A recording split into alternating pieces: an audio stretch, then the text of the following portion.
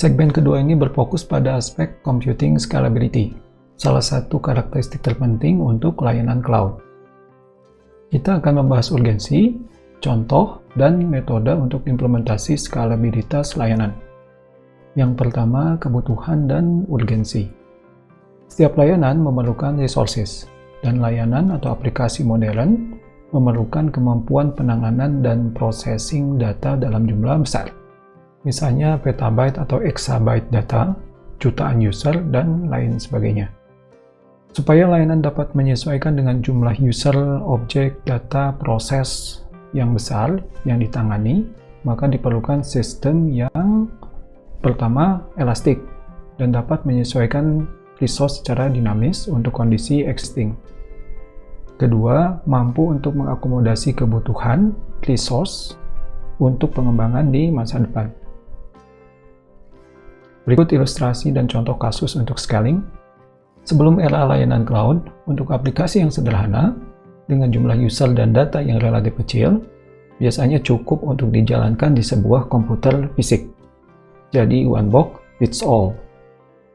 Apabila parameter user, data, dan proses mulai membesar, maka solusinya adalah menjalankan aplikasi di beberapa mesin sekaligus.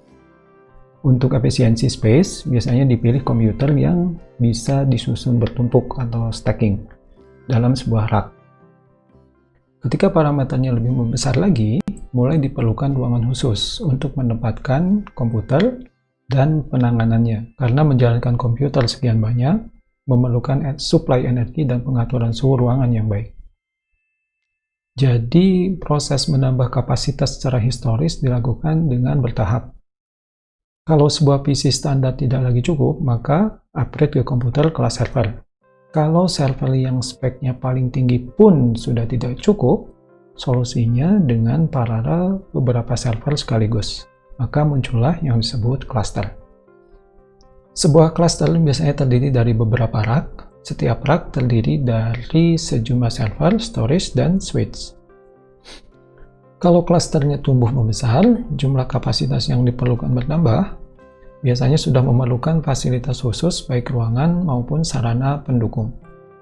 Misalnya kebutuhan power, pengaturan suhu, dan sirkulasi udara.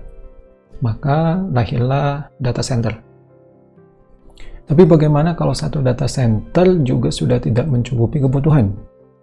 Ya tentu saja, buat data center yang kedua, ketiga, dan seterusnya, kemudian sambungkan semuanya. Sehingga lahirlah network of data center.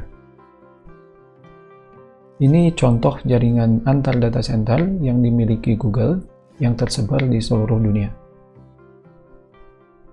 Dalam subsegmen terakhir ini, kita akan lihat pendekatan scaling klasik.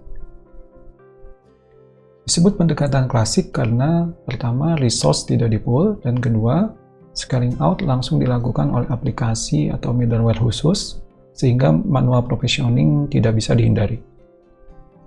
Perbedaan dengan proses scaling cloud adalah seperti ini. Dengan notasi yang sama seperti sebelumnya, untuk case IaaS, 4 box pertama yang harus ditangani langsung dalam pendekatan klasik diambil alih oleh fungsi abstraksi cloud dalam pendekatan IaaS. Keduanya tentu masih memerlukan ketersediaan resource fisik, tapi dalam case layanan IaaS public, semua resource ini menjadi tanggung jawab provider. Pendekatan scaling klasik ini relatif mahal dari sisi cost. Investasi hardware yang cukup besar, keahlian terkait infrastruktur, dan operasi maintenance. Semua ini tidak mudah, atau setidaknya fokus sumber daya menjadi terbagi. Proses dimensioning juga tidak mudah dalam pendekatan klasik. Load atau beban aplikasi bisa sangat bervariasi. Beban puncak bisa berada somewhere antara 2 hingga 10 kali, dan ini adalah dilema. Dilema dimensioning antara menyia-nyiakan resource dengan provisioning beban puncak, atau kemungkinan kehilangan customer yang tidak puas karena provisioning di bawah nilai puncak. Terakhir, pendekatan scaling klasik ini tidak mudah untuk dieksekusi. Untuk scaling up, memerlukan pengadaan barang dan pekerjaan integrasi. Dan untuk kasus yang ekstrim, perlu redesign sistem dan penambahan elemen-elemen baru.